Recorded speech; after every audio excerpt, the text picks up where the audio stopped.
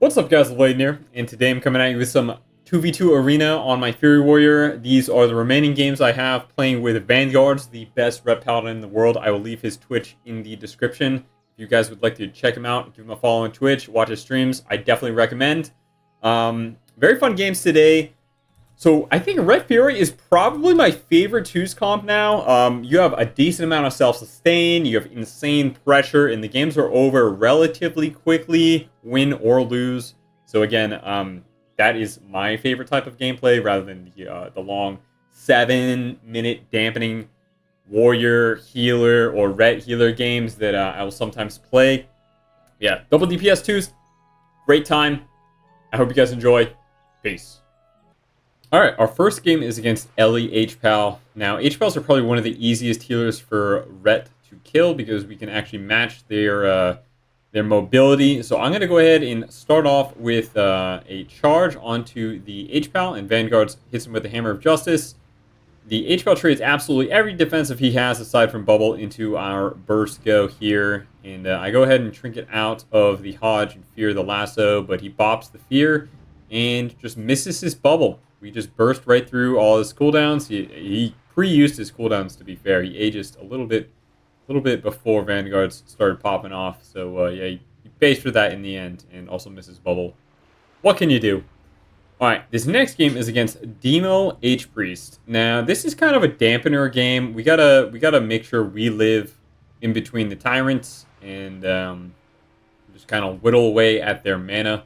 Get opened with an Axe Toss here into a Soul Rot Demonic Tyrant. I see the Tyrant come out. Vanguards fears it. And Hammer of Justice is the Priest. Fears fading. I'm just going to walk over, kick the Tyrant, and kill it real quick while healing and getting my Ignore Pain up. I'm going to leap over at the lock, hit him with a Rampage, and make sure I keep my stacks up now. It's going to fear Vanguards. And I'm just going to keep PvEing as Fury Warriors do into the lock. He gets walled and Night Fade, but I'm trying to maintain the Slaughterhouse stacks as best I can, not letting them fall. They unfortunately fall, but so does his Unending Resolve and his Night Fade stacks. They line up for a double fear, so lucky me, I get a double fear. He gates, and now I'm out of mobility. Get a full Hammer of Justice onto the Holy Priest here, but unfortunately he human racials and then flies away. Kind of a waste of a Trinket and human racial because neither of us had our burst going. I don't think the lock was in any trouble because we weren't on the lock either. So maybe a little bit of a misplay from the Holy Priest. Now our main objective is to just live until our Avenging Wrath and Recklessness come back. I have pretty good self-sustain. There's the next Tyrant. I see it, I kick it, and I go to kill it here. I don't have Fear, unfortunately. So we're just going to kill it. Vanguards hits it with a Fear, but by the time I notice, it's already dead. So we are going to keep our Piercing Howl up and try and maintain our stacks as best as possible. There is a Guardian on top of the Warlock here, and he has a lot of pets out, and I don't have too much going for me here, so I'm going to go ahead and press Rally and clench out at like 1% HP, and then Ignore Pain, and then start getting healed. The Vanguard's bubbles to heal me, which is great. Buys just enough time for my impending victory to come off CD. I chase the lock. We're PvEing. I get coiled, but the Holy Priest gets a full Hodge, and we manage to take out the Demo lock before the Hodge fades. So really clenching match there. Clenching the cheeks, man, but we pulled it off somehow. Fury does a lot of self-healing with impending victory. Alright, this next match is against a Fury Warrior Resto Shaman. Now, this is supposed to be a quick match here, but it looks like the enemy Fury Warrior actually forgot his Slaughterhouse somehow. I don't know what he would take instead of Slaughterhouse, but yeah, not running Slaughterhouse into another Fury Warrior is pretty troll, not gonna lie. Yeah, there's no other way to put it, because then it just opens me up to, being able to heal as much as possible with no Mortal Strike. It does disarm me, unfortunately, on my my burst window, but it's fine. Blade Storm out, intervene, and ascend overlap. I'm going to try and kill the Tide here. Tide's down. I'm going to go back onto the Arsham. Arsham gets full Hodge. He trinkets out into an Aura Mastery. Just barely maintaining his HP here. But it does look like I'm going to have to swap off as I run out of mobility to catch back up to the Shaman. We get wall out of the warrior there, and I swap back to the shaman and kick him on his hex. There's Link, trying to kill the Link. We kill the Link. There's the cap totem, trying to kill the cap totem. Killed all the totems, just a totem slayer.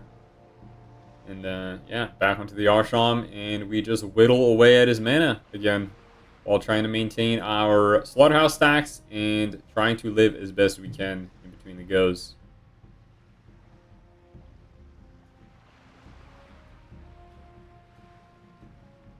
So right here, I'm just trying to get enough rage to start stacking my rampage before my wreck comes back.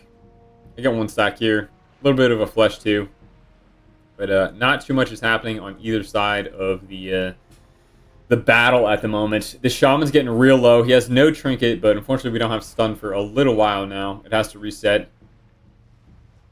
I'm going to try and maintain my slow. I get the kick. Vanguard kicks the flesh.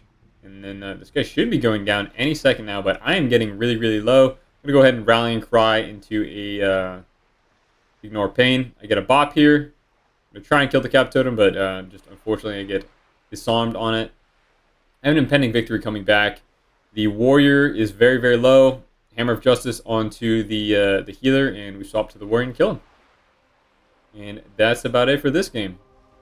Not sure how it would have gone if the Fury Warrior was running Slaughterhouse. Would have been way, way more difficult. But also, you know, who knows? Who knows what would happen? All right, this game is against Shadow Priest Red Paladin. Not a bad 2's comp, honestly. And a comp that I've wanted to play for a while now, but unfortunately, I don't have any Shadow Priest friends. I'm going to get in here, hit a double fear.